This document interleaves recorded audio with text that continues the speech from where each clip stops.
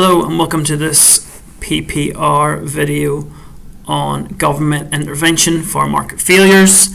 So let's just get straight into it. The first thing we're going to look at is minimum prices. So first off, pause the video and define what a minimum price is. So hopefully you've got a minimum price is a price floor. So suppliers cannot sell the product legally at a lower price. So what it does, it pushes the equilibrium price upwards. So what I need you to do now then is pause the video and draw a minimum price diagram, please. Okay, it's a minimum price diagram, fairly straightforward. We've got supply, we've got demand, we've got an original price, an original quantity. So the price is too low. So what we're looking to do is push the price up. So what a minimum price does is it pushes it up to P1. You just draw a straight line across like that, and you call that P min. That's the minimum price. Okay, now it does create a few issues because Q1 is now the quantity demanded for this product, and Q2 will be the quantity supplied. Okay, so the issue it creates is this gap here, which is excess supply.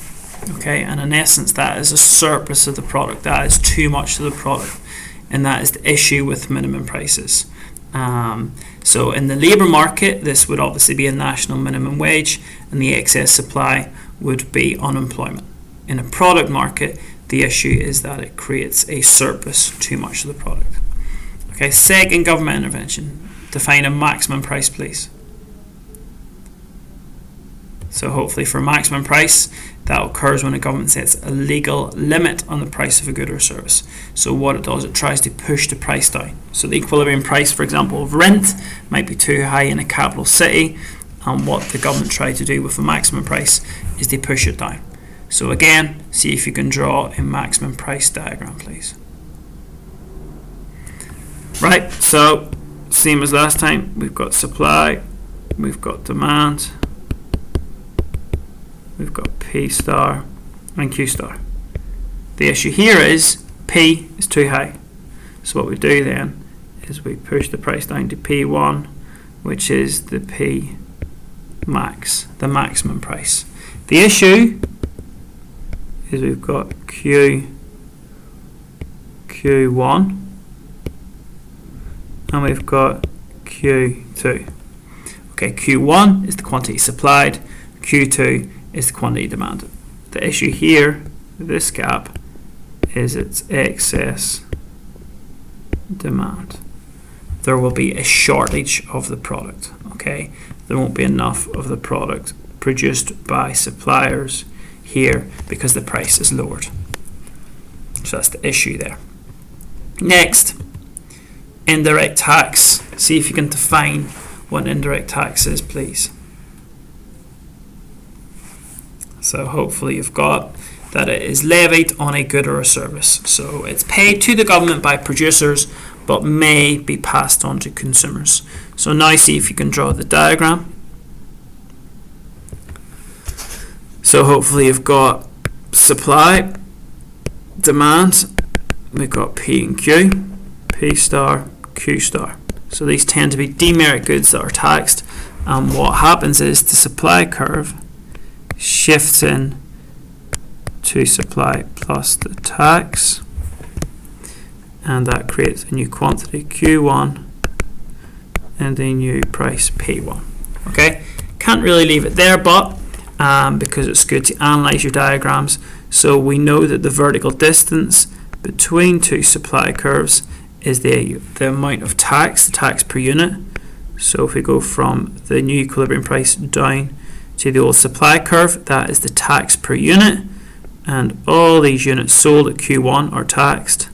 So this whole area here is the tax revenue that the government will generate from the tax. Okay, so that's an indirect tax diagram. Don't forget that the vertical distance is the tax per unit. Subsidy, have a go at defining it now, please. So hopefully you've got something along the lines of the fact the subsidy is given by the government. It's some form of financial support to help them increase production and ultimately reduce the market price. See if you can have a go now at drawing the diagram for a subsidy. So we've got supply, we've got demand, we've got a price. Sorry, 2 seconds. We've got a price. The government want to increase the production of this product, so they will subsidise firms, and in subsidising them, that shifts the supply curve out to S plus sub. So we've now got P1 and we've now got Q1.